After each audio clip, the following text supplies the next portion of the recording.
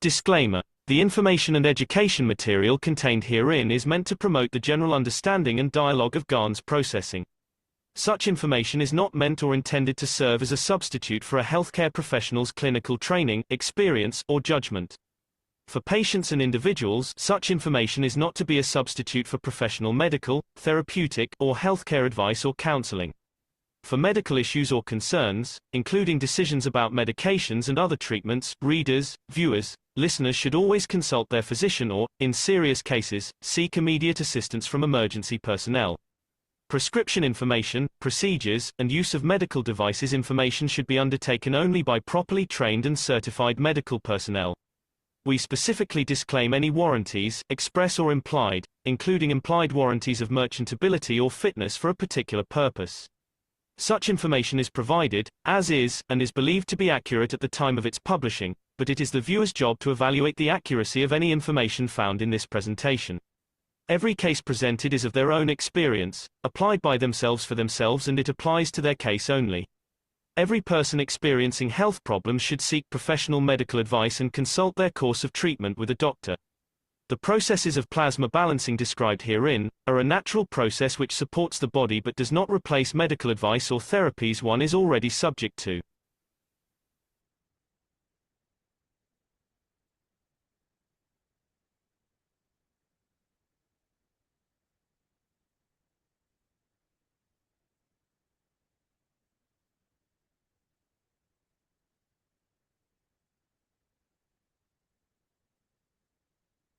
Uh, we're not doing it.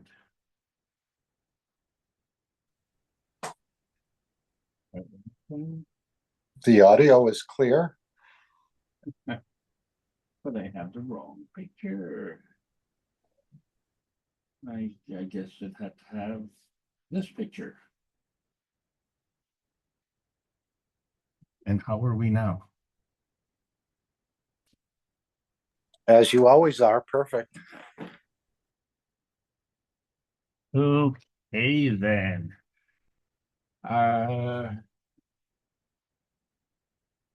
We have a problem in the English language, and that is the words are not as descriptive as they are in other languages. So you've heard Mr. Kesh or Murnaz say something in Farsi, and it's a little bit more descriptive of what they've been trying to convey. And in English, the word is arousal. And arousal has kind of a sexual connotation. Then there's another word that's called excitement.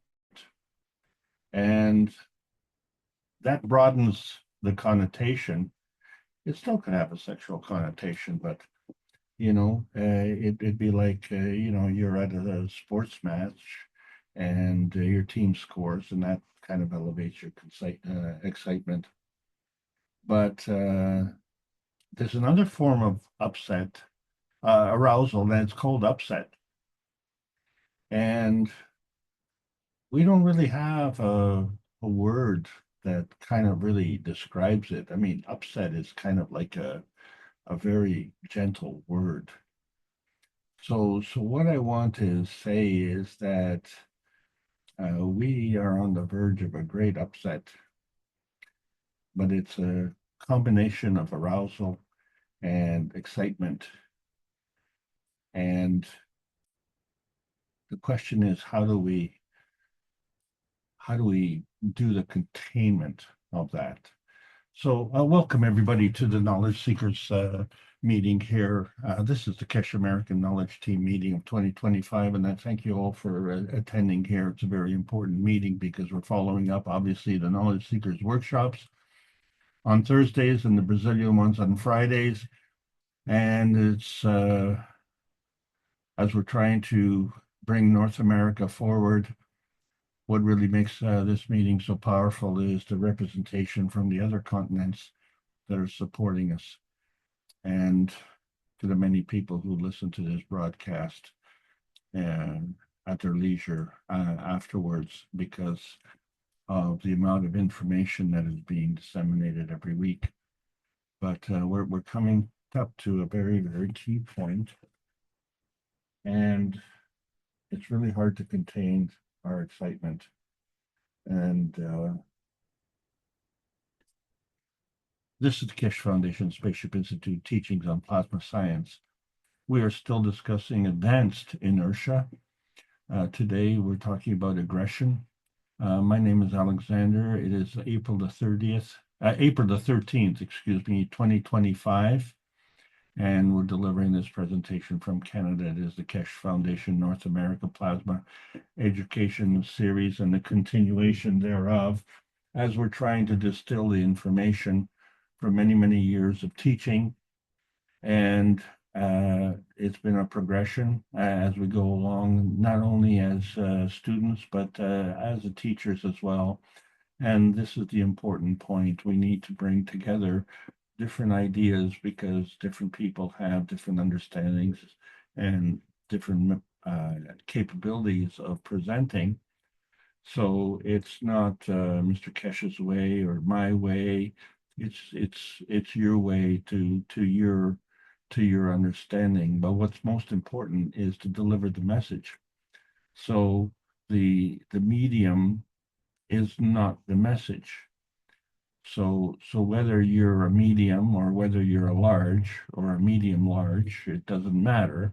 What matters is the message. And this is what we're trying to bring across. And I don't want anybody arguing with me because we're going to be talking about aggression today.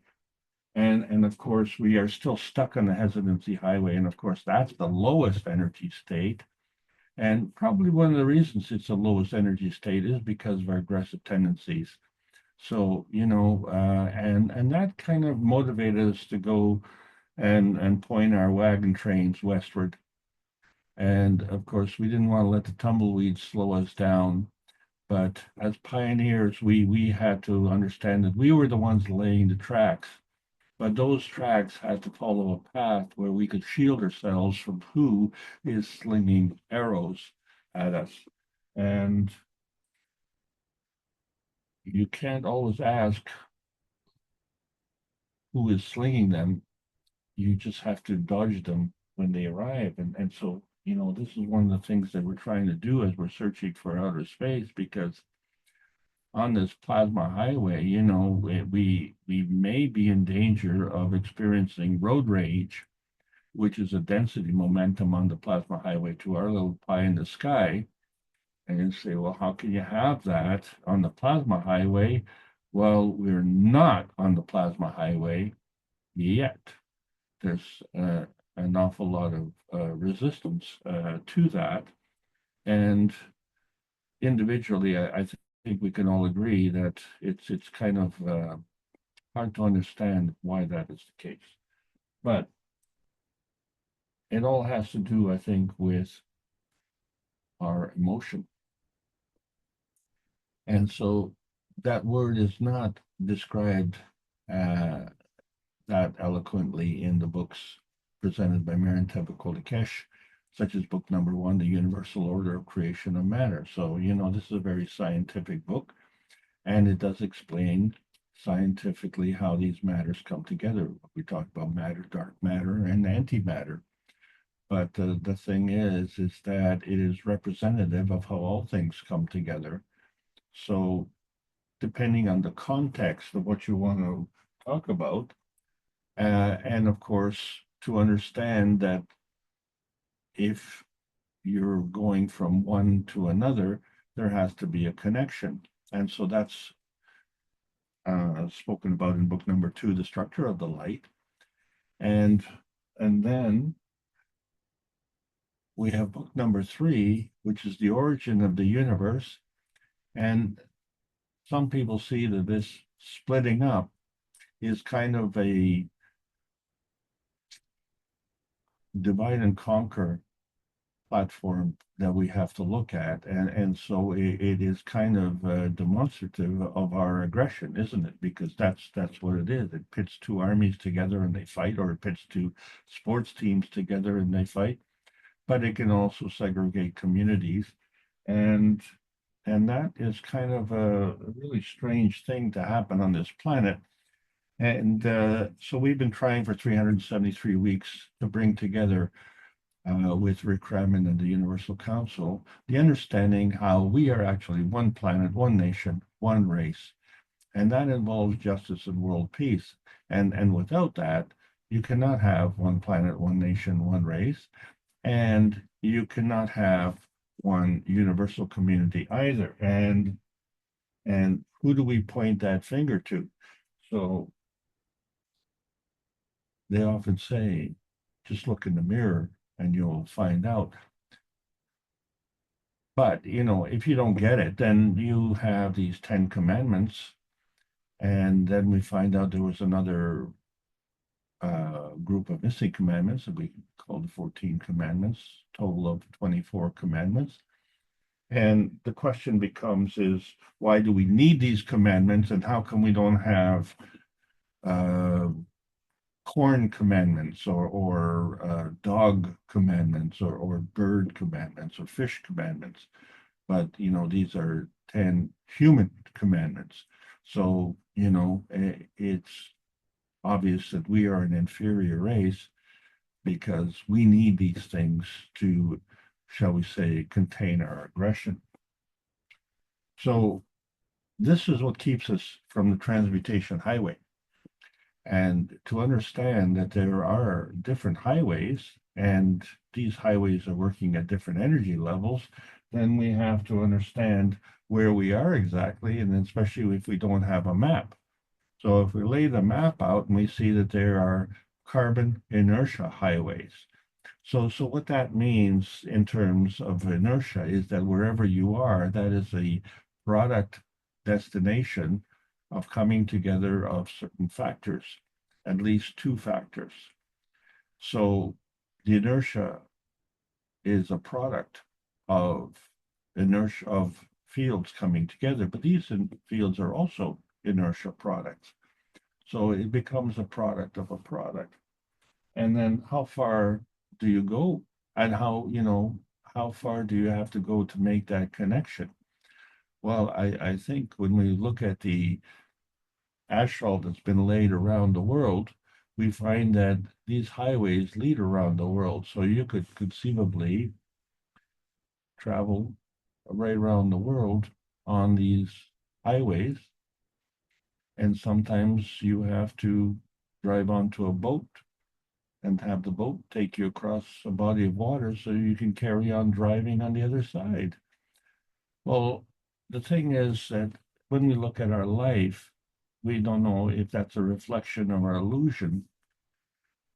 We just see ourselves as pioneering America, but are we really pioneering anything, or are we all suffering the fate of Christopher Columbus when they discover all the people here who were here before him? So that means there's something else.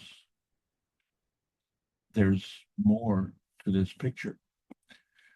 So this becomes very, very complex because now you have all the inertia products coming together, and you find that they themselves are an inertia product, and it doesn't stop, and it goes all the way to the creator. And so where is the creator exactly? And is he in this particular picture, or are we just looking at the inertia products of the creator in this picture, and then we are experiencing that within our own visage? So it boils down to consistency. And so a lot of people think that the only consistent thing in our life is chaos and that it's random. So the truth is, it's explained scientifically, it's explained with religion, and we try to explain it in our practical terms because we're not all scientific and we're not all religious. But there's this confusion that our knowledge is based in only these aspects, these attributes, because it's not fully explained. So there's something else that's going on. And what is that factor? And when we don't find it, then, we kind of get angry, and it affects what we call a tensity relationship, you know. So to have a tensity relationship, this is automatically a balanced field between what we call the magnetical gravitational field forces, commonly referred as a MAGRAV, which is a balance. But in order to maintain that balance, the scientific community will actually maintain a balance between the conservation of magnetic fields or the conservation of energy. Whereas in the spiritual community, we're looking at the balance between the spirit and the soul and the motor of the soul. And in other relationships, we talk about the battle between the awake state and the dream state. But you see, the plasma science is what adds to the knowledge and brings together these tensity relationships. But what we don't see is the rate of change, and how do we affect the rate of change. And if the rate is too slow, then it causes anger. If the rate is too fast, well, that also causes anger. So, you just can never be satisfied. Is that what the problem is? And so this is one of the reasons that we're relegated to the description of being four-wheelers of creation, because we understand creation and we understand decay, but we don't understand if there's a relationship that is maintained on the creation side and an equal relationship maintained on the decay side. We only look at half the picture. And which half are you going to look at? Are you going to look at natural creation and ignore the natural decay? Or are you looking at the natural decay and just ignoring the creation? But each state is a balance between the intensity and outtensity of these fields. And we see that created on the atomic state. So what we know is that something is always something as opposed to something else. So without this balance, then it is nothing. So, but there's nothing is nothing. So it has to be something. So whatever it was, it could be part and parcel, or it could be gone completely because it's lost in the balance. So it cannot have that conformity. And this is where we have to understand this inertia junction, because it requires two fields to come together to create this other dimension.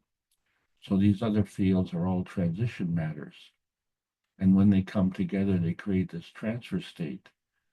So it's up to us to figure out where this transfer state is going. This is just a template, a blueprint to show how these inertia fields come together, but it doesn't say where they are. And we have many examples on Earth to demonstrate this. So one of these things, of course, is the winds. And we see that there are easterlies and westerlies, and then what we call the trade winds. But there's a symmetry when you look at the northern hemisphere and the southern hemisphere, and you say, well, wait a second, how is that possible? Because it's just the Earth is spinning in one direction, and we have all these eddy currents that are resulting from that. So if the eddy currents are the result of the actions, then right then and there, we don't know what the original actions are. All we're saying is the inertia product field. Okay, then. So now we know what we're looking at. So in the simplistic terms of the original teachings, and I say it's simplistic because we are so physical, so we want to understand physically, and sometimes we bemoan the fact that we started this way, but we need to be introduced to the concept of what you see is what you get, but it doesn't tell you what caused what you get. And in fact, it doesn't tell you what you see because each of us can see things differently, right? So today is raining and it's a terrible day. But for some people, oh, it's raining today. What a great day. And how can people have the same type of day with two different points of view? Well, this has to do with the maggrav system that you're looking at here. So we have two coils, an outer coil and an inner coil, and they carry energy. They are the medium. But there's a message that goes along this medium, and it goes in opposite directions.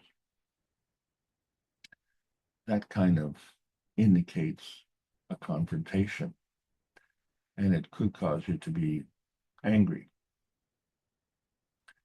And then along that outer field, in the direction or the point of view of that outer field, we have a rotation. But we have two rotations, one magnetical, one gravitational, and they're opposite also. Well, this is more confrontation.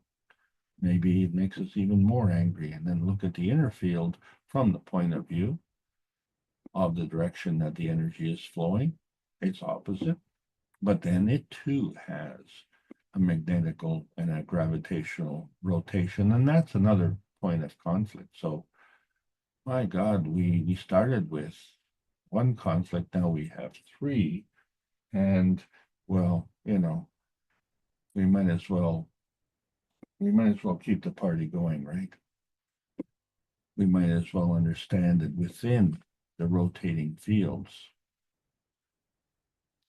there are two directions. So we have a three-dimensional conflict here, and our point of view remains the same. But now our scope of reference has expanded, and we're taking more into account. But how do we resolve all these? So we have to understand that these coming together are actually what we call the NP junction, the negative and positive. So since energy is always positive, then what does that mean? The negative is the direction of flow. And the positive is the direction of flow. And you can't have that reference of an NP junction without both the N and the P, because you wouldn't have an N junction and you wouldn't have a P junction.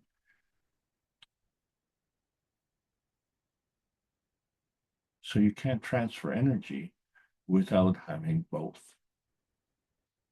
And if you don't have both, well, or you're missing one, then, you know, it just doesn't exist.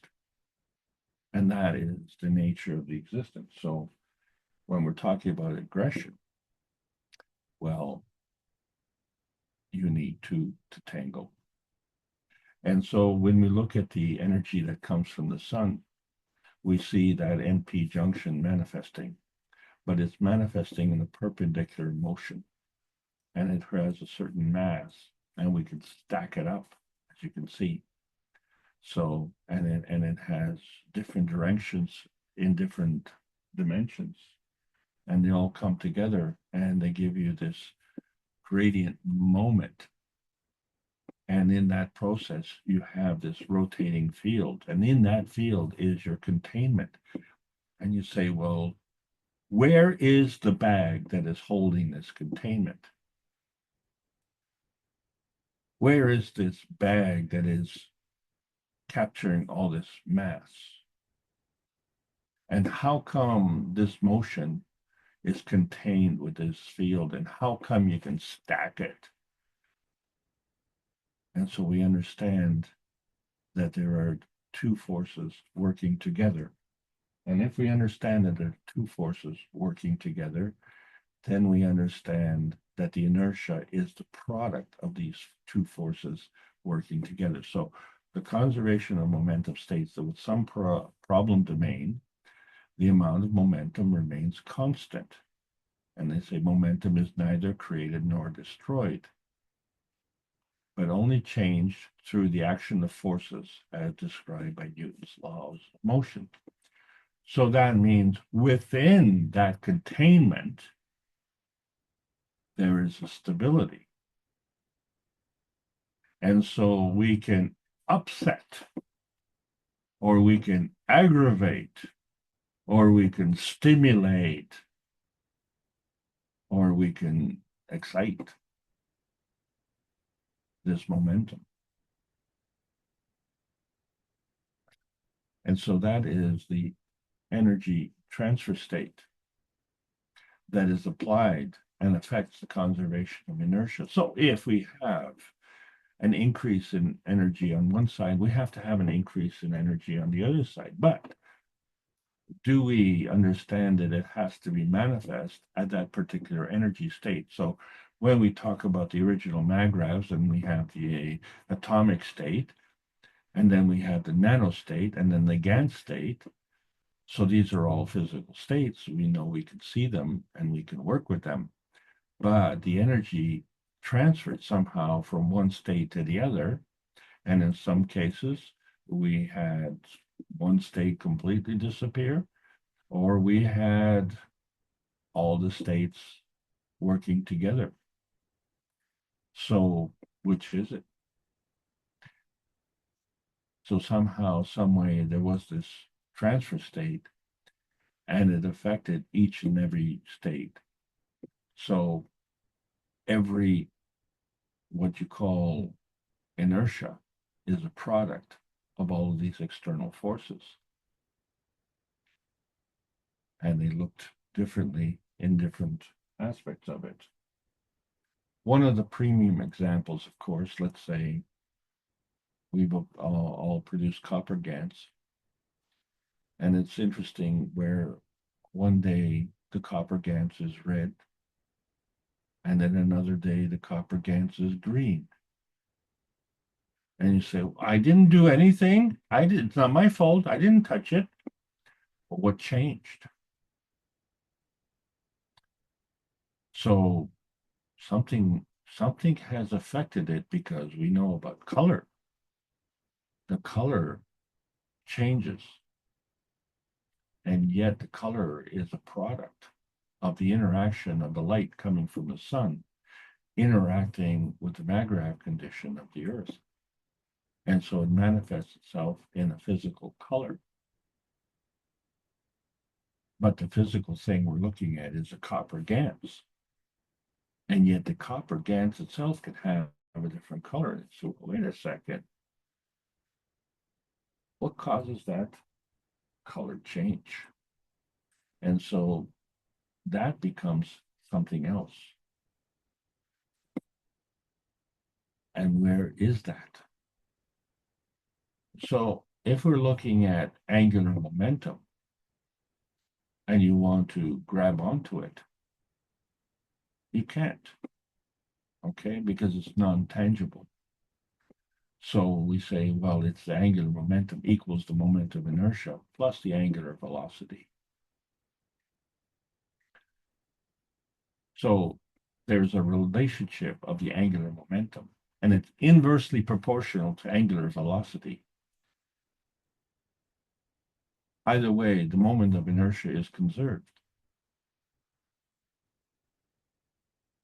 So the sum total of the product of the inertia is conserved, but the angular momentum and the angular velocity are changing.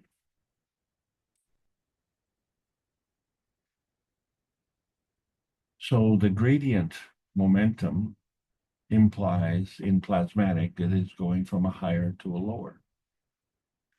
And so if we look at a rotating field, we can see that the magnitude and direction is changing.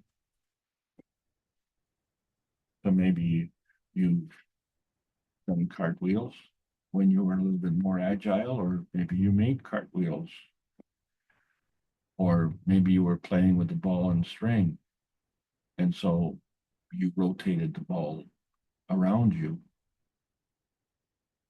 but the string remained the same. Doesn't matter where the ball was rotating, the length of the string was the same. And yet there was movement. How did that happen? So there was an exchange of energy from the higher to the lower. So this is interesting. So when we're looking at light and how it does, it goes through different densities. And that light becomes an inertia accommodation, right? So if the inertia is at zero, so there's no change in angular momentum, and the conservation of momentum remains the same. And so at that point, it becomes a catalytic conversion because something has to keep going because we cannot stop the motion. It keeps going. But as it keeps going, it graduates and increases its density. So when we look at the respect of the Earth, we find that if you're standing on the pole, it takes you 24 hours to spin. But if you're standing on the equator, you will rotate with the Earth one full circle in 24 hours. So the rotation is the same, but obviously the distance is different. Time is the same. So there is a falling in the rotation, but there's also falling from the North Pole to the equator. And it is this falling, which is falling to the density, because the area at the equator is more dense than that as the North Pole. So this angular density is a falling where you have increased density, and we know in increased density you have increased pressure, right? There's more pressure underwater than there is above water. And of course, the more dense it is, the more gravity that is. So, you know, if the angular momentum therefore equals the moment of inertia times the angular velocity. And so that angular density then becomes that product of these two aspects. But something happens to this density because it's a falling and it causes an acceleration. But what is happening is that there's an adding to. But if you're adding to, then you also have to diminish from. And this is where we come into a point of conflict because the gravity is seeking density, but the magnetical is also seeking density. And so that becomes the question, is that a conflict point or is it a binding zone? So in the old rules, the higher strength beats the weaker strength, but in the plasma rule, the higher strength feeds the weaker strength. And so this is the difference between the conflict point and the binding zone.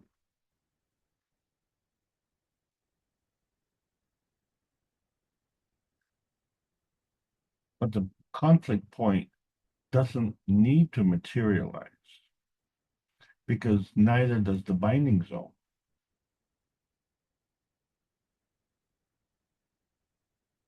So there's more than just the higher strength and weaker strength. There has to be a common denominator because otherwise the plasma fields will not interact. Just like bringing two stones together, they will not interact either because each one has its own containment. So how do you establish this binding zone? Well, a lot of us are binding our energy at the expense of others. And binding energy is very important, and we've been doing that from the creator. But if we don't get enough of it, then we need to bind that energy from someone else, except that someone else is also binding this energy from the creator, and they don't have enough, and you're taking even what they don't have, so they have even less. So what are you doing now? I think you're creating a little anger, because that could involve conflict point. That could involve a fight. That could involve a war, because you are stealing my energy. And I need that energy for my binding. And so you are binding your energy at my expense, and I don't appreciate that. So let's talk about some aggression. Let's get forceful. Let's introduce some forcefulness. So what is forcefulness? Well, again, with the words and the meaning that they convey. So we talk about aggression. That's forcefulness. But what about determination? Isn't that forcefulness also? So let's give an extra definition. Say aggression is countering free will. Okay, well then determination is supporting free will. So let's look at that from a plasmatic point of view. The aggression, this is me, I want this. So you become more gravitational.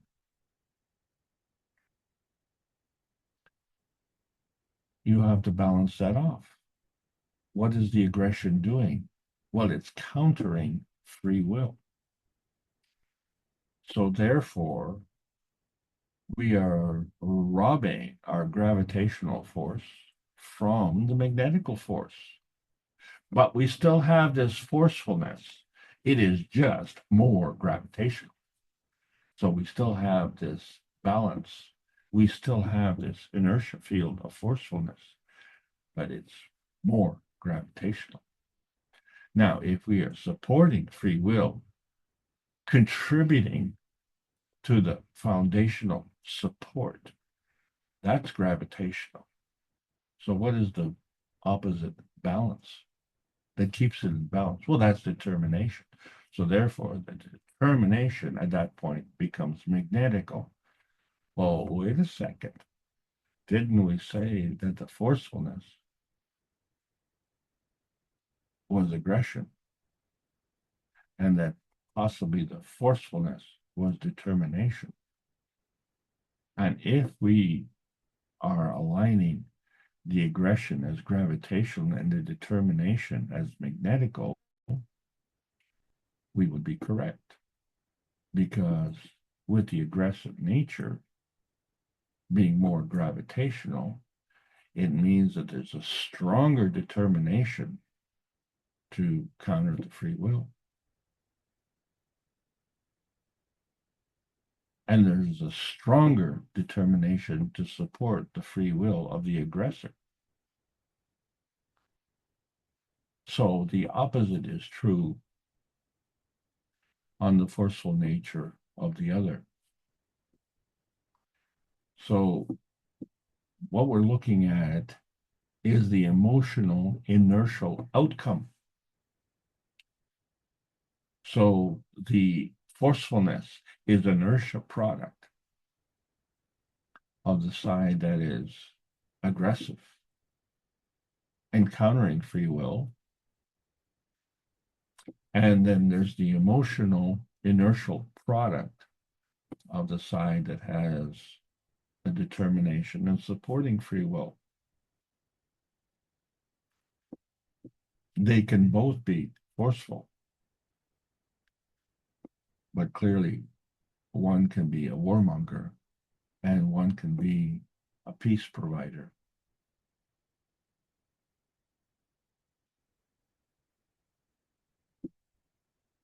And this is the thing with humanity. We identify ourselves by our race. And as such, we seem to compete. And so we have this contention. And in order for us to maintain our individuality, we become dependent on this. So therefore, this aggressive nature needs to be continued. And we do that by feeding this dependency on our contentious issues. So you're black, I'm white, you're good, you're bad. Or you're over there and I'm over here, or you're in the north and you're in the south. So these contentious issues are failing to understand that the inertia field involves both sides. So without having those both sides, you would not have what you want, or you would not have what you have. So in order for you to have what you have, we seem to accept, if you look at the history of the humanity civilizations, all 7 of these civilizations have the same story of the Great Flood. And yet, all of us maintain our aggressive nature towards each other. Hostility, aggression, anger, aggressiveness. And so it comes down to our core dependency and this confusion that we have with the magnetical field forces of the electron and the positron, or these field forces of the neutron and the proton. It's kind of like you fighting with your shadow. So these Magrav pathways involve the field forces of attraction and repulsion, where the attraction is the gravitational intensity and the repulsion is the magnetical outtensity. So if it's an outtensity, then it's a feeding pathway. And if it's an intensity, then it's a feedback pathway. And that's the difference between the electron and the neutron. Can you see the difference? I can see the difference. Each one is an inertia field. It's the coming together of the matter, dark matter, and antimatter.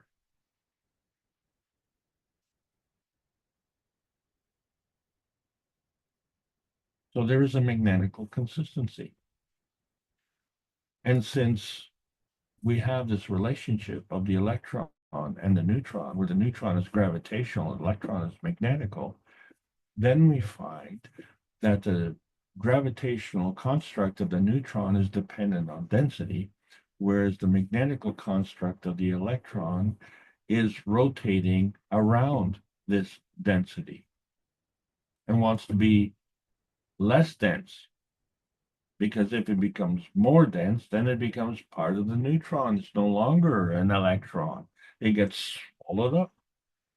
The part becomes part of the whole.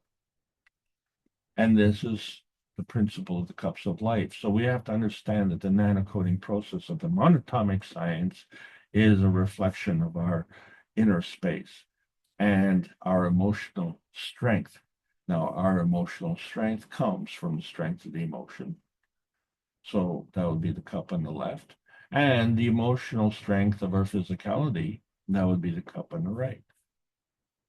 So the cup on the left has the zinc GaNs and the cup on the right has the copper GaNs. But we have other GaNs as well. So we have the CO2 and the calcium GaNs and the water and the amino acid GaNs. We can create GaNs of all types of radiance manifestation, including gold. And each of them is a product field. It is an inertia field.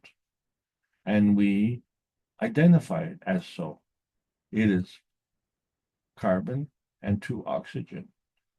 It is 2 hydrogen and 1 oxygen. It is carbon, oxygen, nitrogen, and hydrogen combined. All of them are products of an inertia field. And not only 2, but let's add the 1 track cup of the soul. So each cup has a magnetical gravitational relationship. And 1 is emotional, 1 is physical, and 1 is of the soul. But when they all come together, it creates a product inertia field. And we call it the cup of the soul. And it's more gravitational because it has more mass. And if it has more mass, it has more dense. But if it's more dense, does it mean it's more aggressive? Well, I guess it all depends on what you're thinking. Because we have 2 hemispheres of the brain. And they work together just like the cups of life. So this is an entirely different game. It's not physical, it's not emotional, it's mental. So how does that work? And of course, that is very gravitational, right? Because it's very forceful. Your brain will affect you emotionally and physically. And it will also affect the changes. And it will affect the rate of changes. So, and if we continue to get more physical and more dense, and then we create an Earth. And so when we're looking at the grand central station of the Earth gases, we find, my God, we have a full periodic table of gases. And look at that, they're all different colors. And so this becomes the periodic table of consistency. We know based on the details of whether or not it is carbon or nitrogen or sodium or gold. And these are all the details. But what we do know is that we start at the beginning. It is least dense. And as we progress, it becomes more dense. And then we get very dense and it becomes a nuclear bomb and a nuclear explosion. And that is a product of extreme aggression. Well, is that because in the beginning, the neutron was there before the atom? So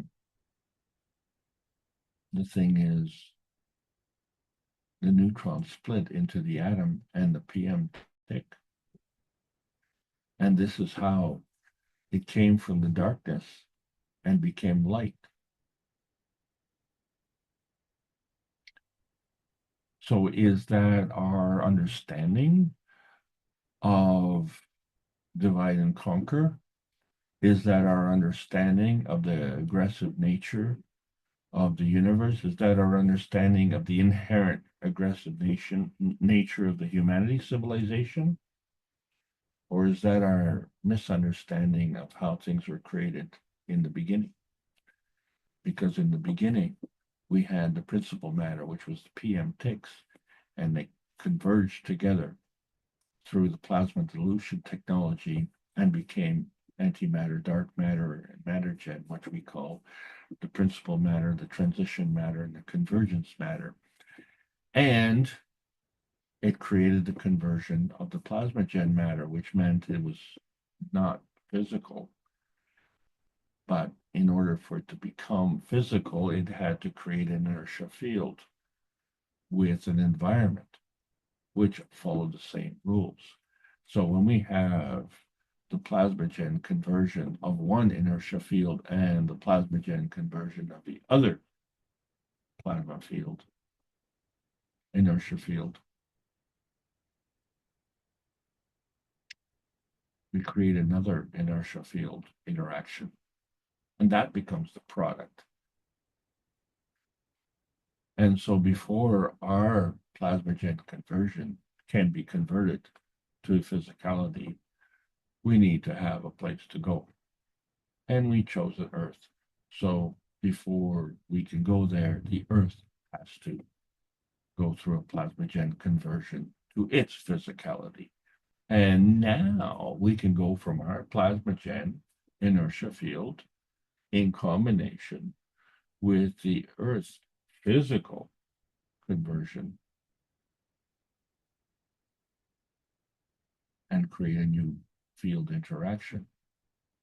So what we're looking at is the conservation of energy, balance field from plasma to plasma, plasma to physicality, physicality to physicality. The rules are the same, regardless of the energy state.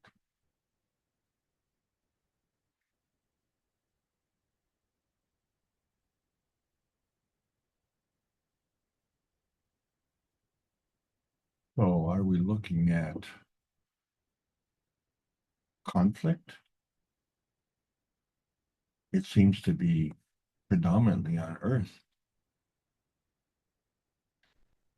So fundamentally, everything's coming together as an inertia field, which is interacting with plasma states.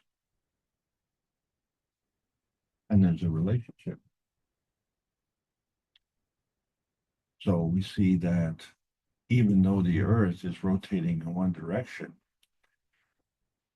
we understand that the energy that is part of the rotating hemispheres, which constitute the northern and southern hemisphere, we find that the hemispheric rotation in the north is counterclockwise, the hemispheric rotation in the south is counterclockwise.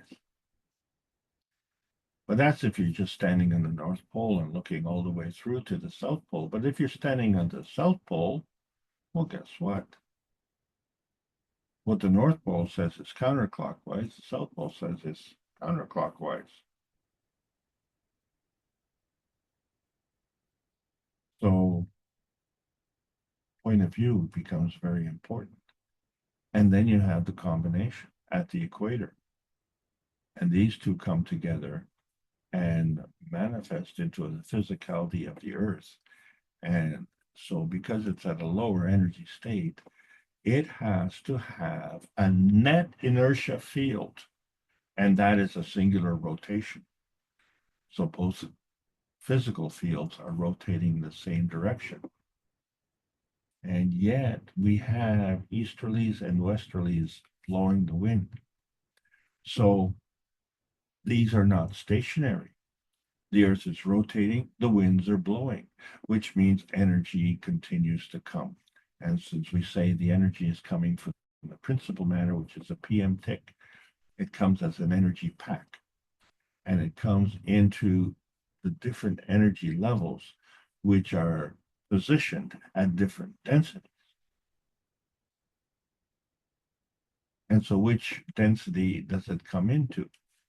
And so that affects the color, as we discussed before. But the point is that they come as a PM tick, and it manifests as a cosmic ray. And so it becomes singular in that point until it comes in contact with a plasmatic field. And so we say that it rotates magnetically in a counterclockwise direction. But magnetically cannot exist alone without a gravitational counterpart. And so the gravitational cosmic ray interacts and rotates clockwise. So there you have the magnetical gravitational part of the inertia field. And you have the counterclockwise and clockwise rotation of the inertia field. And you have a relationship between the densities. So the gravitational being more dense. And when it becomes really dense, it becomes physical. So it is possible to have matter plasma dimensions that are physical, where you can touch it and see it, or magnetical, plasmatic, where you can't touch it or can't see it. But either way, it's a matter plasma dimension because of how tight it is, how compact, how close together. And man is feedback dominant because that's what we focus on, not seeing that it's a product. What we are focusing on is an inertia product field.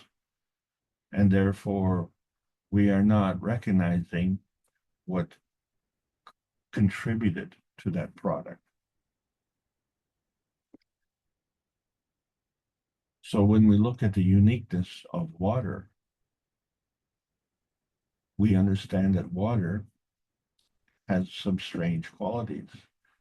Two very weak hydrogens and one really strong oxygen come together to create the water maggrav. Strange. It's round. It's uniform. It's in balance. Is it really in balance? And then we find everything becomes more dense as the temperature goes down. So water as a vapor is dispersed. And as it becomes more dense, it becomes a liquid. We call it condensation. But when it becomes ice, it becomes less dense. Strange.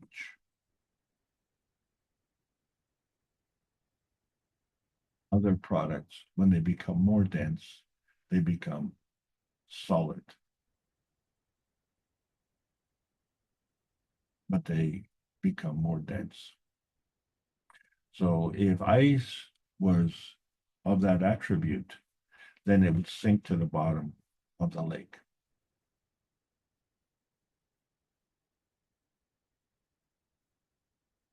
And it wouldn't probably matter how long the summer was, the ice would never melt. And then more ice would form, and then it would sink.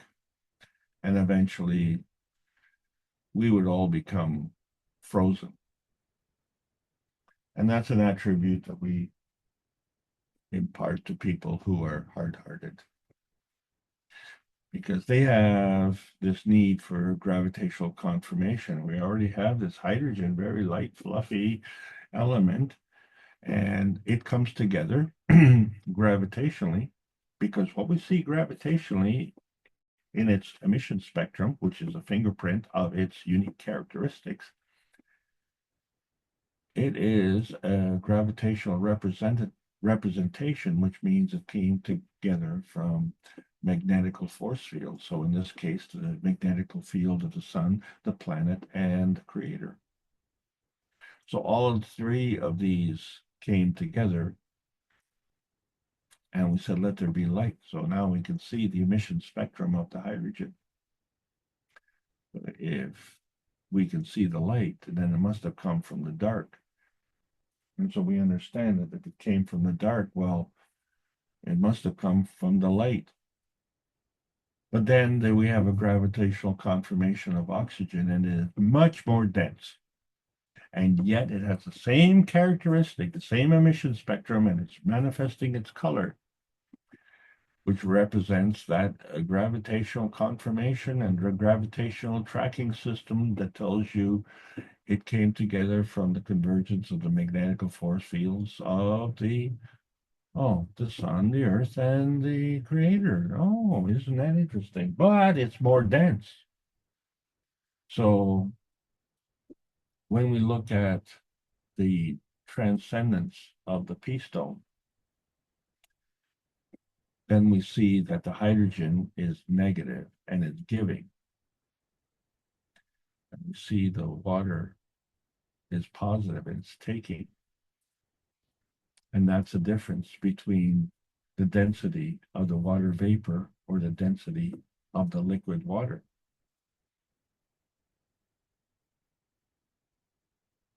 But since water is the universal communicator, it has this anomaly when it becomes ice. And so that becomes the universal solvent,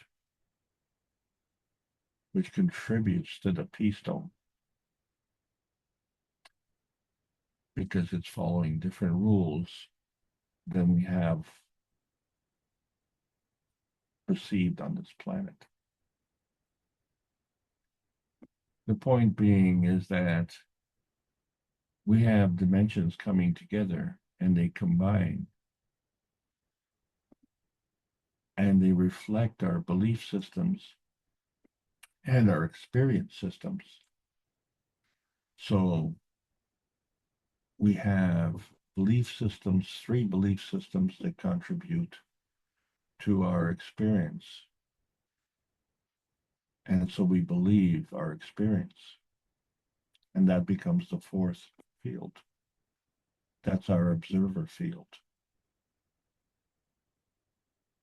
But the truth of the matter is that our observer field is an inertia field product of our belief. So in fact, we experience our beliefs, which now opens the door. Can we change our experience by changing our belief? Well, if we look at our belief system and we say that that's a product, the inertia feeding of one, but which one? And that inertia feeding is also a product where 1 + 1 = 1. So we haven't defined it. It isn't the defining principle, but it does cause a little competition because each one wants to be the one. So that's where the gravitational conformation of humanity has a problem, because we are all vying for the same piece of our little pie and failing to understand that the earth is our pie, and that is not a pie that you can cut up and proportion accordingly. Because if you eliminate one, you will eliminate the other. Because you cannot have a magnetical without a gravitational. And therefore you cannot have a gravitational without a magnetical. So we need to learn our lesson with respect to aggression and with respect to determination. And we have to understand that each of us in our own way is just a fragment of the complexity, but we all have this same nuclear feeding inertia. All of us are the same.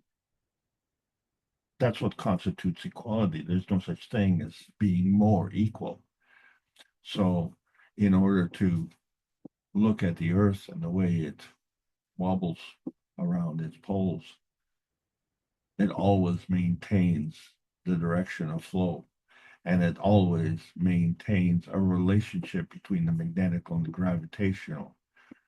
And if you take one away, it will cease to exist.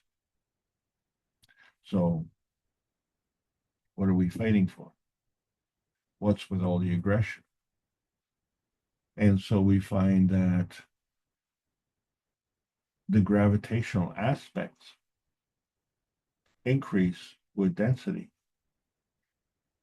And we find that the forcefulness increases with density. So therefore, as we approach the core, it becomes more gravitational. And if these plasma fields are headed towards density, then the eventual outcome is physicality. And so all of these fields will contribute And so what you have here at the core is a water hyacinth.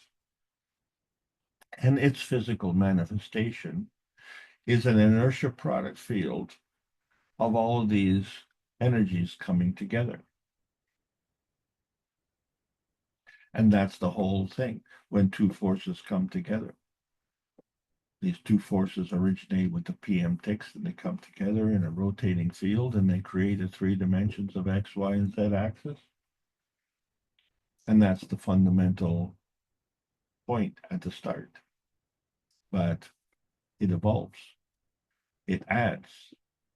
So you have this circular momentum coming from either cartwheels or tumbleweeds, or plasma fields. And they're all seeking density, increased density. That's the direction that it's pointed to. Years ago, I showed the aspect of two hands and their interaction. If we were to realign these hands where the index finger meets the pinky, and a lot of people talk about the chakras, which we've talked about in the past, if we could allocate each chakra to each finger, and we could see how the 7 chakras work, with the physical being the lowest attribute, and it's part of the body, and the soul being the highest attribute, that being the soul, but there are all these intermediate levels. And if we understand that our existence is based on the 3 dimensions, as we've seen in the universal creation of matter, the coming together of antimatter, dark matter, and matter. And so if we look at the structure of our body, it's a combination of mental, emotional, and physical. But when we go to sleep, you drop one and you pick up one, right? We drop off the physical and we go to the intuitive. And so that involves our mental and emotional construct. And we usually attribute this to women, right? Because, you talk about women's intuition, and, men don't have that intuition because men are so physical. But if we go deeper in sleep, then we have the combination of the astral with the intuitive. And of course, that is communicating very much with the mental. So that's not affecting our physical emotion. But it is affecting something. And if we carry on, we find that we are engaging our spiritual being. And our spiritual being exclusively involves a plasmatic condition. So it's completely dropped the body conditions of the mental, emotional, and the physical. But if we carry on and we find that the soul and the spirit are both in the highest plasmatic state, then we find that this existence in what they call the astral plane is a combination of all 3 of these. So the astral plane becomes an inertia field, and it involves the soul and the spiritual coming together. So that's one way to look at it with respect to our physicality with our body. But if we just opposite have a realignment of the hands, and we say, okay, well, the one hand is the earth and the other hand is the man. And we find that the earth goes through the same process, where we have the earth's crust, the earth's mantle, and the earth's core. It creates an inertia field. And as we go through that, if we drop the core, we look at the mantle, the crust, and the magnetosphere. Well, this is kind of important, because this is where we live. And so we can bring our physicality right? Between the Earth's crust and the magnetosphere and bring our physicality. And then, of course, we have our emotion, but our emotion somehow works with the Earth's magnetosphere because the Earth has an emotion. And so there's a physical containment in there. And of course, we understand how we are connected. We are connected to the Earth, both mentally and emotionally, and with our soul. So when we're looking at the chakra levels and we decide, well, which way are we proceeding with these chakras? Are we going from the lower to the higher or from the higher to the lower? And which one is higher? Well, that all depends on if you're aggressive. So you're aggressive, you're thinking from your deep, most physical, aggressive desires, and you're giving your mental outlook to that, aren't you? Because that's your point of view. Or is it passive, where you are promoting a loving aspect of your existence?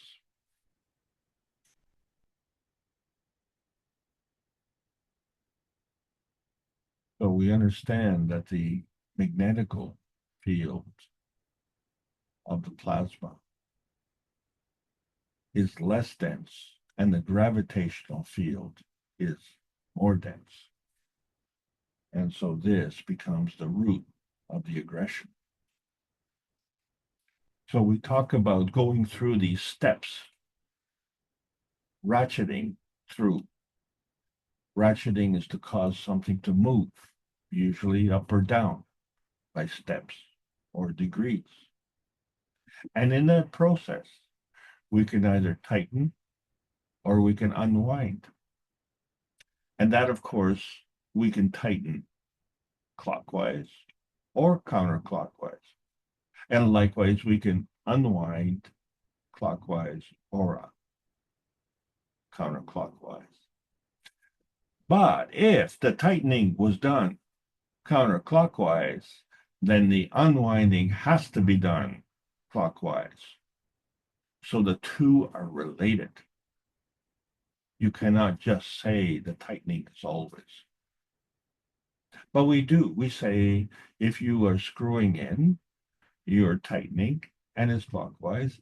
And if you're unscrewing, you're screwing out and it's counterclockwise.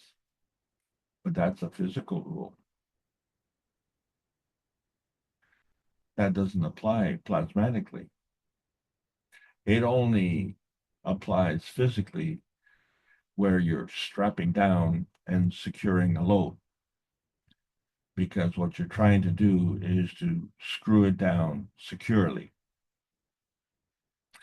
So therefore, you're trying to make it physically as one and physically more dense. That is the load plus whatever you're strapping it down to. Maybe you have a load on your pickup truck and you need to strap it down. Maybe you have a load on your tractor trailer and you need to strap it down. And because if you don't strap it down, it won't be secure and it may not stay on the truck. So when you lay the hammer down, you have to decide, are you trying to make a point or do you have a point to prove?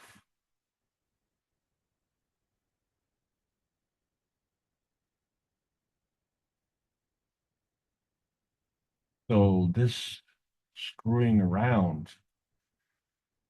we apply to the principle of an auger. And isn't it interesting that a tool we call an auger is actually a helical bit for boring? And chefs also have a question. Is it rotini ravioli, or is it just unraveling? Well, the good news is that the future augurs well for the Kesh Foundation Spaceship Institute, because we now have ability to facilitate containment. And we can decide whether to contain our anger or to contain our excitement. What we have to understand is that this containment is a product field. And this containment is very, very important to be addressed as an emotional control system. And if it's an emotional control system, we have to understand that there's two emotions, one of which is magnetical and one which is gravitational. So this control system is an inertia product coming together from the emotion of the creator and the universal community and the emotion of our physicality. And within that range is our containment. And right now, our containment is very aggressive.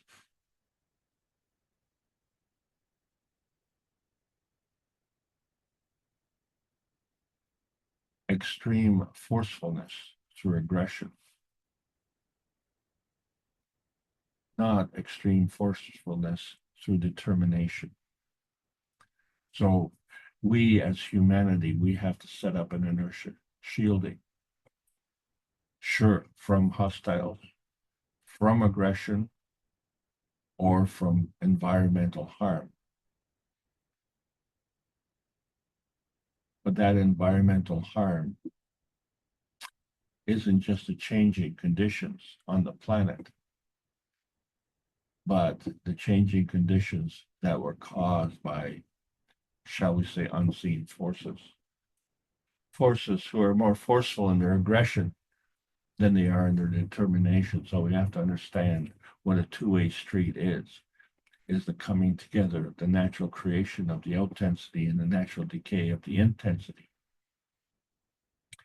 So what is coming out from within us, which is the emission, and us as a magrav plus the magnetical outensity, or us as a magrav plus the gravitational absorption of intensity. So we understand that as we become more gravitational, more dense, we also become more hard-hearted. And as we become more hard-hearted, then we have less empathy for humanity. So we find that the charge has to do with the direction, whether it's magnetical or gravitational, and we can affect it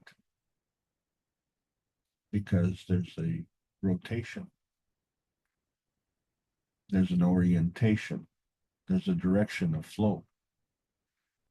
And so the Earth space follows the same transmutation state, the coming together of the various energy fields, and it creates a product. But where are these fields coming from? And so we likewise follow the same rules. It happens to be the outer space transmutation state comes together the same way. So when we look at our interdependency as it crosses this black hole transmutation, it could be in the physical state where we have the magnetical gravitational relationship, or it could be in a relationship between the physical and the plasmatic state. But then we also have an option for a balance in the magnetical gravitational relationship of the plasma state. And all of them have to go through this black hole transmutation where you have the balance on one side or the other.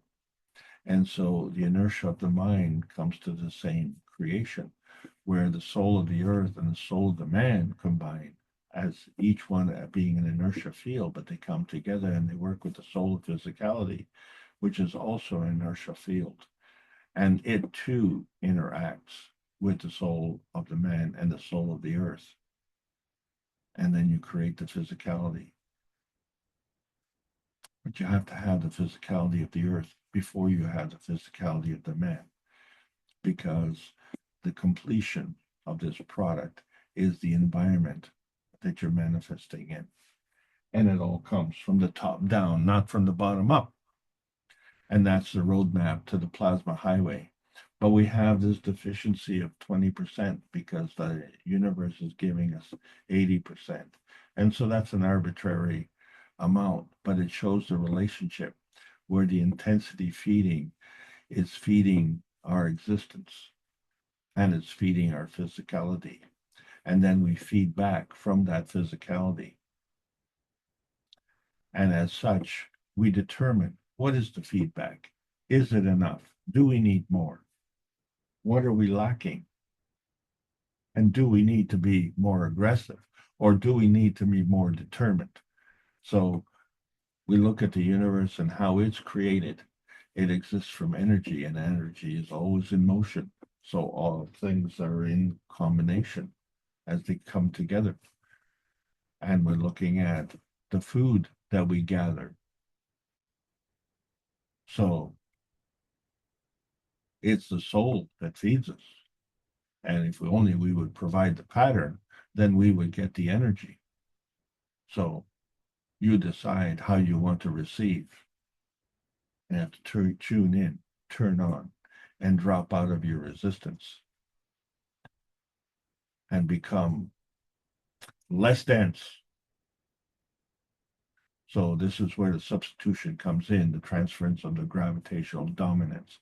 And at that point of substitution, the intensity equals zero and the out-tensity equals zero, right? So now we're crossing over, but the gravitational conformation remains. And if that gravitational conformation becomes overcommitted, then it dissolves. And so that substitution point is within the black hole field, because it allows us to step through the various densities. So yes, we started at the atomic state and go to the monatomic and the polyatomic and the plasmatic state, and each of them becomes less and less and less dense. And then we can go one step beyond. Well, what happens on the other side where we have to break through the Coulomb barrier?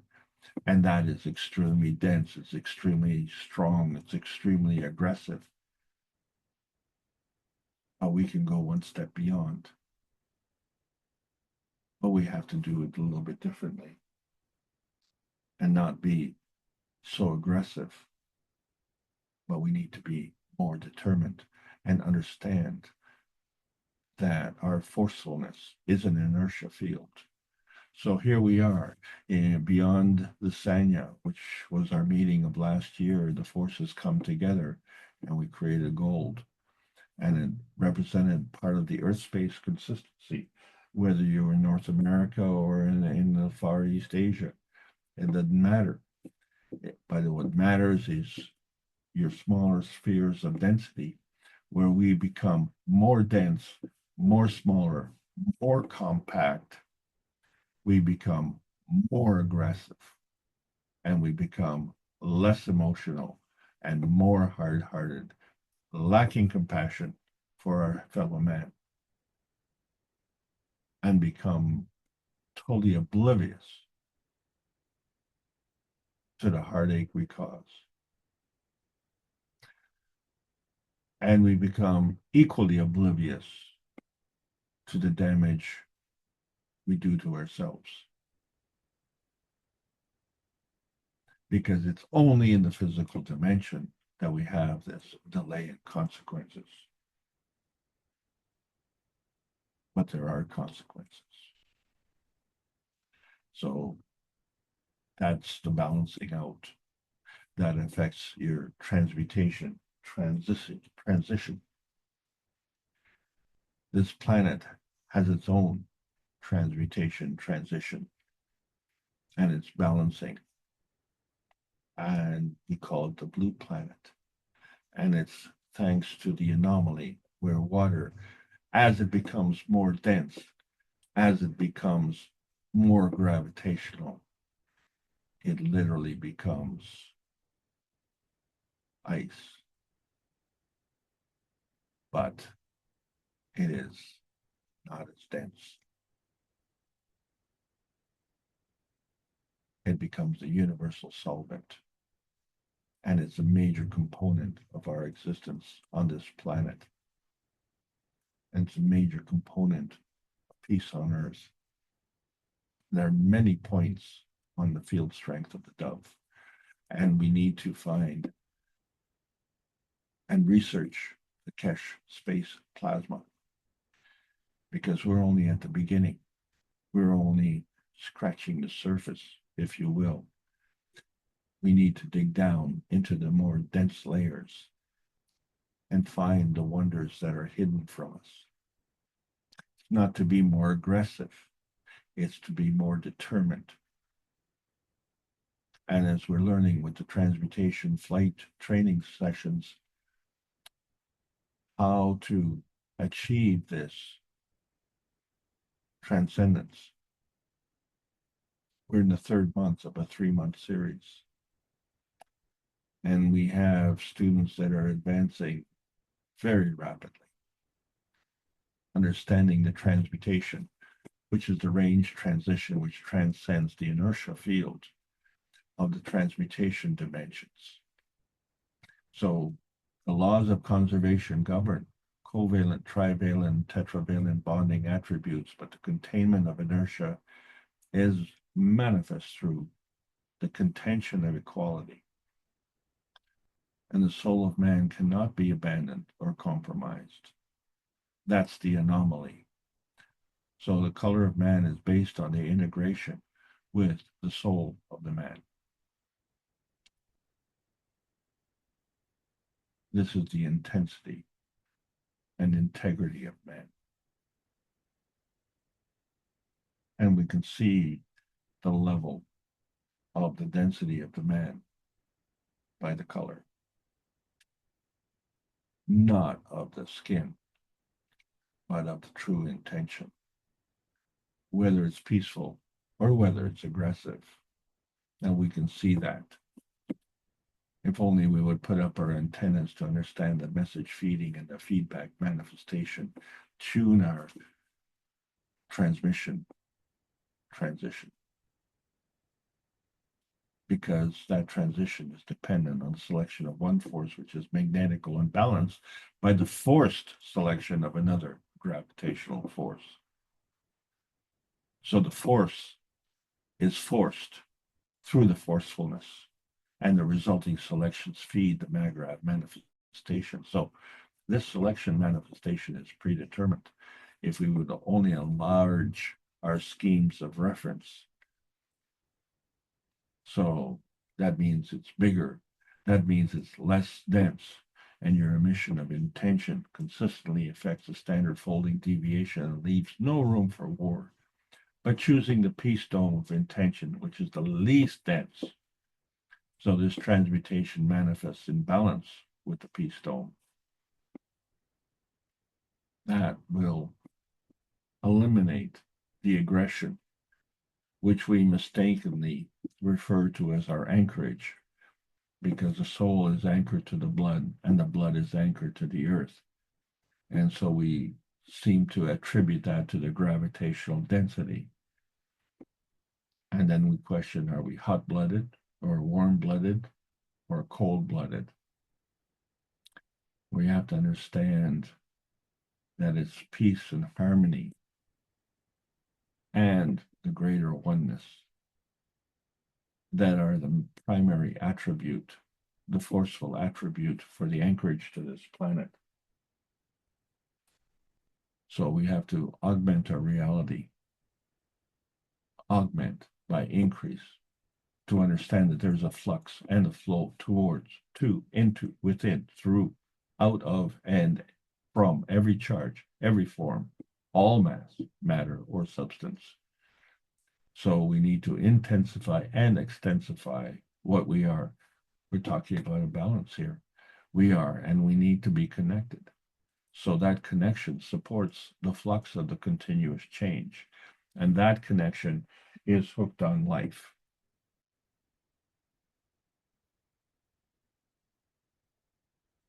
So for 585 Knowledge Seekers workshops, we have been working to bring together this greater oneness. And it appears that to transcend the limitations of nuclear science, that this will happen suddenly. While in Earth years, suddenly is a few millennia. But in the universal time frame, it's very sudden, and it will happen. This is the technology release that is coming, because it's hard to sleep when our beds are burning.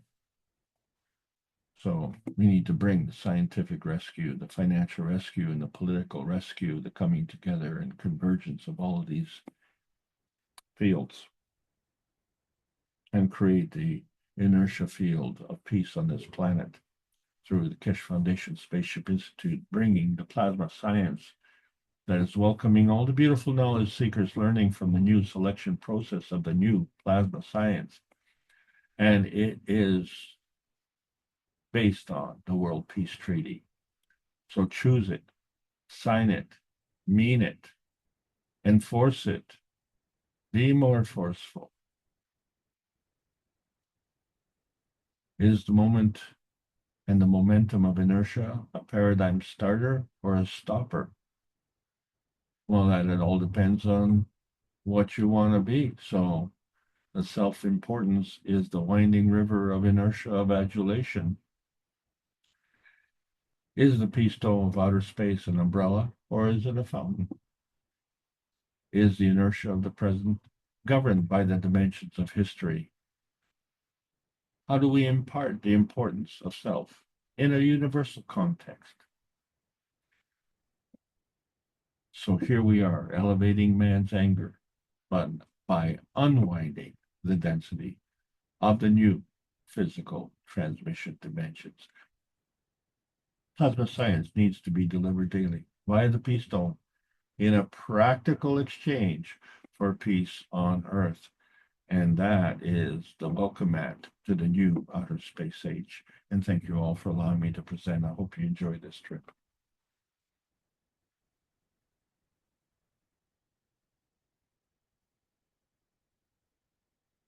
Thank you, Alex. And have we all enjoyed it? I hope so. Let's see if the participants have a question or something they'd like you to explain more of. I hadn't heard the term NP junction. Is this an electrical term or something else? I don't know what the NP stands for. Well, it stands for negative positive, and it's a very important thing that semiconductor designers, computer chip designers basically live by. Okay, I wanted to bring up a picture one of the knowledge seekers has shared with us. If I could just share the screen for a moment and see if this has any connection to this NP junction. It's just one foil. Can you see it? Yes, I see it. Is this in a way like an NP junction?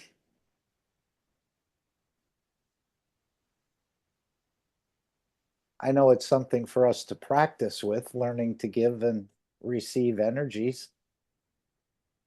Well, let's see if you can figure it out. Is we have here, oh, CO9 GANs. CO2. Oh, it is? Okay. And CH3 GANs.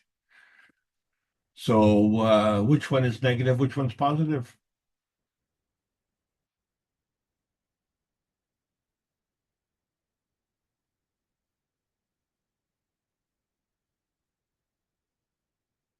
Oh, Mark, you don't want to wade into the deep water, do you? Hey? No, no, I'm gonna let the others do that. Okay, drop the C. So now you have O2 and H3.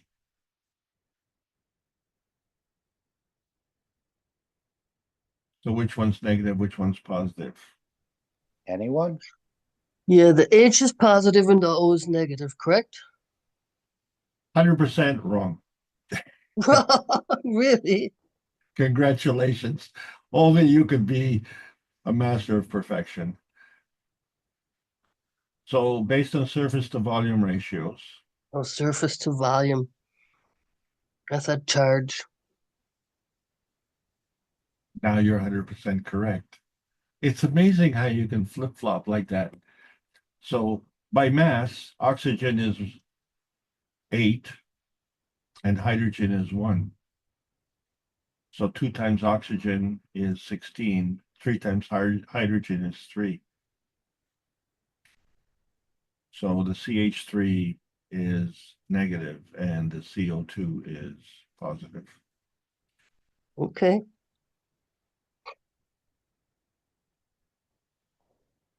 But it's interesting how things can change so quickly. And so thank you for that demonstration. That is, Yes. no, it's extremely important. I'm not making a jest of this. It's extremely important. And this is the problem even the Kesh Foundation has had. And so, when I first learned about advanced science, this was a tough thing to learn because I think I was just an ordinary student. I wasn't a scientist by any stretch. And so what I learned was the basic science. And what I was learning about advanced science, it was opposite to the way that I was looking at it. And you confirm that. So now we look at it the other way, and it's exactly what Mr. Kesh has been talking about in the last few sessions. We have enough resistance coming from people who have vested interests, but the resistance coming from academia is just unbelievable because it defies the whole purpose of academia. It's to learn. Well, if you learn that what you know is not correct, why are you resentful of that? You should be happy to have received that. So that resistance should be dissolved, not reinforced. So in order to overcome that, we don't have to be aggressive. We just have to be more determined. And that determination comes from our grounding, our gravitational force in terms of our knowledge. And then from there, we can teach. And so all of us need to take away what we can understand, what we can communicate with, and be successful in broadcasting our determination to bring peace on this planet, each of us in our own way.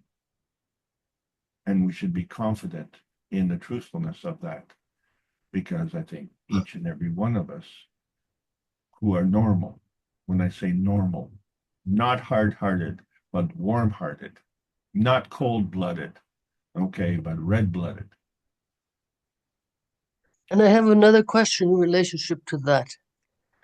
And that is, I am in a position where I need to make a decision. I have a suspicion that I may be taken advantage of my warm-heartedness. So where do I put my foot down? And where do I need to be soft-hearted? I don't know where The the question boundary is. really comes, Irmgard, is how do you become firm? How do you become forceful without being aggressive? Because you really want to be determined in a graceful manner, and you want to be effective. So the way to be effective is to enlist the services of that you're trying to deal with. So on a public channel, I don't want to discuss about your personal thing, but if we look at how the Keshe Foundation is trying to rationalize with the threat of World War III, we have to engage all the parties into a diplomatic discussion. Because if we fail to do that, then the one party that is remaining will continue in that aggressive path and will be totally oblivious. Now, are they incorrigible? Probably. But is there a way to deal with it? There is. It's just we have to dig deeper to find the solution. Because aggressiveness will meet aggressiveness. So that's not the objective. The objective is to have a decisive action that is fulfilling your determination. So is there a way that you can engage the other party in such a way that they can be converted from not being here to eat you, but being here to learn to give and receive energy? But there is no rule that says that you have to suffer abuse.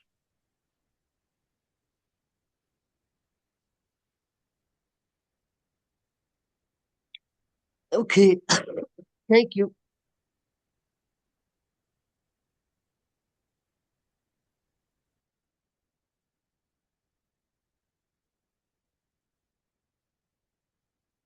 And of course, through the system that's going to be implemented very shortly, I was just thinking if he's using the Wi-Fi, no matter where you're walking with these low orbiting satellites, I think you'll be touched by the Wi-Fi, correct? If you're out in the wilderness and you have a phone reception, I would think you have a Wi-Fi connection. And that's what these Chinese satellites they'll be putting up in the next 5 years. And this will bring a peaceful condition to the man, as well as feeding. And I think just the feeding alone by itself will create a different structure in a way, and different emotions within us. So I think the aggressiveness, again, this is a chemotherapy on a plasmatic level. You'll be affected without you even knowing it. Every being will be. So this is why Mr. Keshe wants one of the channels on some of the satellites that are coming up, either from Musk or the probably Huawei. The Chinese government is going to be launching a number of them, and this will create that beautiful field that we need for elevation, in a way. This is what I'm feeling.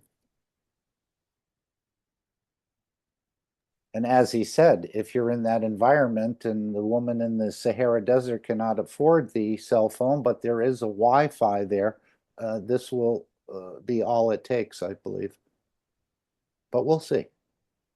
Any other thoughts on that? Well, I think it's very appropriate, Mark, what you've done here. It really dovetails with our conversation today. Yeah, I haven't, another knowledge seeker created this for us all to enjoy. And as it says here, I'm not here to eat you. I'm here to learn, to give, and receive energy. And what I'd like to add, and I think Mr. Keshe said, and to enjoy your beauty. And this is the ethos I think we'll carry into the universe. We're not here to destroy. If you need something, we can give it. I can receive energy. We're giving life, and this is what we're being prepared for in a way. This is a gift to humanity again. And of course, the whole communication system is going to be used for that purpose. Well, the same thing if the lion is wanting to eat you, you know, you don't want to be the magnetical contributor to the lion's gravitational needs. So by feeding the lion and substituting yourself for something else, you satisfy the lion, but you know, you don't become the sacrifice. There is nothing that there's the whole well, that's another discussion. Yeah, I prefer not to end up as lion scat. Yeah. He said this would touch everyone, but later on in that same teaching, the 585, he said the lion will still kill. So maybe there's a room there for future development for the animals and the rest. But the man is going to be touched for sure. Well, what we have to understand is that if the change is sudden, and I mean like really sudden, we've seen what happens with a sudden change in the weather patterns. You know, it becomes flooded or it becomes parched, or you know, it becomes damaging. So there has to be a graceful way, and this is automatically what it means is that if you are confronting a gravitational dense nature with a gravitational dense nature, then one will become the magnetical to the other. So that's not what you want. You want to set up a shielding, and so in other words, you have to substitute that magnetical requirement. So whoever is having that gravitational density is going to have to meet its own magnetical counterpart. So it has to be something else, something of equivalent forcefulness. And in that process, it'll either become more magnetical overall, less dense, or that situation will extinguish itself. Either way, there will be a diminishing, and then that becomes easier to deal with. So, you know, it's kind of I had a problem with a furnace. Someone had put a furnace in the greenhouse, and this furnace was iron. It was cast iron, and it was extremely heavy, tonnage, and it was extremely strong, very dense. And do you know that the gentleman that offered to help me with this problem, he came in with a sledgehammer. And I thought to myself, you have got to be kidding. No, that's the way it's done. Well, I'm a city boy, okay? And I am totally ignorant. And when I watched this, I was shocked and amazed. That furnace crumbled. So you obviously already know this. And Well, in other words, he broke it up to carry it out in smaller pieces. yeah, but the tool that he used was so, you know, archaic, like a sledgehammer. Like, wow, that you could break that thing up. I was amazed. I was amazed at how the wrought iron furnace gave way to the forcefulness of my friend. it was truly amazing. He just needed a little bit of elbow grease and determination, and he overcame this obstacle piece by piece. And then each piece became easy to deal with. Right. He might have gotten that sledgehammer from Rick. Rick has a number of magic hammers. Well, it just demonstrates the point, okay, and it just shows that there are ways and means to deal with it, and you know, I was thinking maybe a big high hole coming in there with chains and just dragging the thing out, but you know, in that process, it would have destroyed the greenhouse as well because the greenhouse was built around the furnace, and it wasn't just a small structure. It was quite a complex structure. So I didn't want the structure to be destroyed for the sake of this thing, but it was an obstruction. It had outlived its usefulness, and lo and behold, the easiest, simplest thing. A little bit of sweat, a little bit of muscle, and a big sledgehammer, and it was gone. And it was wonderful. And you know what? He made a lot of money because he took it to the scrapyard. And with that money, he bought a wedding present for his wife, an anniversary wedding present. How good was that? That was excellent. And of course, we have a number of hard-boiled or hard-headed scientists as well as the man. I don't think we'll be using any sledgehammers, but there is another technique that'll be employed. I think we're all aware of it. So, Alex, do you want to take the screen back? Let me. So I want to thank everybody for allowing me to present. I think it's been a wonderful experience. I'm having a hard time containing my excitement. For some reason, the events coming within the next week, for a lot of people, I guess it's an important time because it's Easter. But I think there are other important events that will be happening simultaneously. So Yes, this is the time where Christ showed us the transmutation, but we all missed it in so many ways. Let me just bring up Mr. Kesh's most recent post on the X platform. And of course, you can follow Mr. Kesh on X and look at his various posts. But this is a new one that I hadn't seen. I'm not sure when it was posted, but in the recent, very recent period. So this fella Sawyer Merritt asked, SpaceX offers up to 25,000 K to security researchers who can hack Starlink. Of course, this is his low-level satellites as I understand it. Mr. Kesh responds, hacking or disabling? We take up the challenge and or to disable any satellite of SpaceX.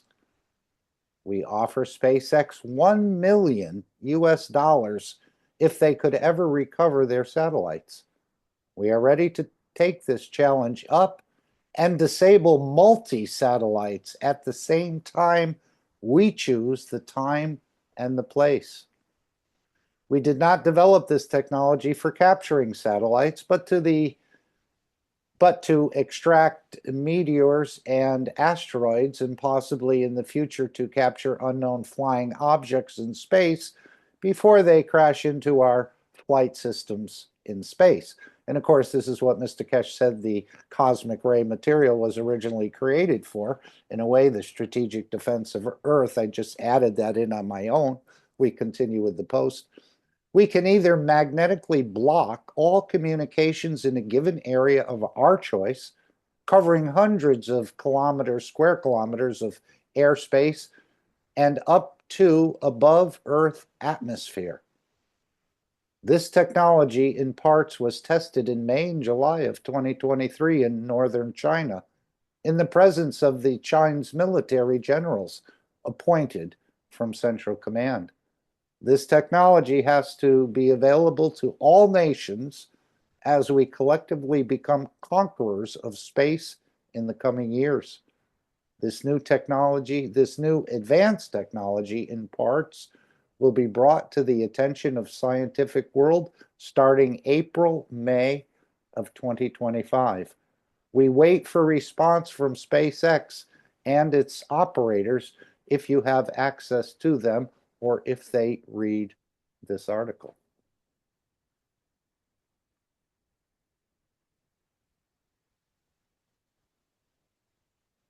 Well, that's quite an offer from Mr. Kesh on the 1 million if they can find it or recover it. I don't know if that will actually happen. I don't think Mr. Kesh is a gambling man. No. No, we understand the creator never loses. So that's one of the latest posts. And of course, he's asked, as I said earlier, the Chinese and the satellites of Musk for one channel that they could start this process. And it looks like the entire globe will be covered, very similar to what the Aurora has done with this energy. This is all part of the same program in so many ways. And we're probably getting prepped for it through the Aurora and the Northern Lights we see. We can confirm the energy has increased. Any other comments from anyone or they'd like to bring? We uplift your soul. I know you've been a little under the weather. Gerhard came in and he did a beautiful job. I know you came in after that, so I think he came and left by the time you arrived. But thank you for your offer of translation. I just slept right through from after the morning session till 2 o'clock, so I'm sorry about that. Beautiful. No, you're here on the soul level. We all are. Any other thoughts or questions anyone would like to bring up? Just a reminder that tomorrow, Monday, 4 p.m. Central European Summertime, is the monthly testimonial meeting with Rick. So if you have any testimonials, small or large, and of course, I think Gerhard may appear there as well tomorrow. So this was one of our wishes, that the testimonials increase, and as more and more people, I think, order and work with the products in the store. And then, of course, as this feeding system comes in and taking out the killing out of the man, I think we'll see more and more people becoming peaceful, maybe even walking away from many of the practices, such as slaughtering of animals, that may start to diminish as some people working in these environments will say, I just don't want to do this anymore. The same way, in a way, the man who beheads other men in certain countries there, the executioner, usually after a period of time, they break down quite a bit and they can't continue in that position. So I think with the elevation and the energies that are coming in, many, many people will walk away from the killing aspect of perhaps the profession they're involved in. It'll come to some sort of realization and they don't want to do it anymore.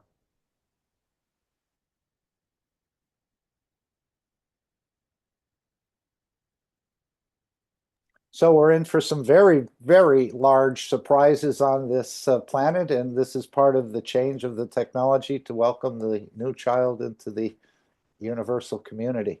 May take some time, but I think this will go a bit quicker than we're anticipating.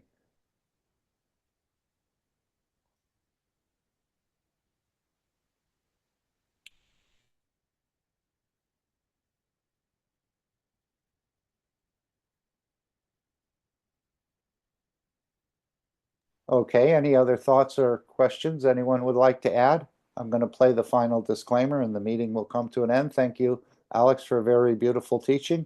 And of course, the three wise men who brought gifts to the Christ child, which again, the Christians all missed. As we read in the holy books, the incense, the oils, and the gold were the supposed gifts, all in physicality. But as we know, these three wise men brought gifts of the ethos of Mitra, which you can apply and create shielding for yourself on a regular basis. And that is, of course, as we all know, the thinking, speaking, and acting good. So thank you, three wise men, for sharing those gifts, but it's up to you to apply it and work with it. It's easier, as we all know, it's easier said than done. But it's very, very achievable.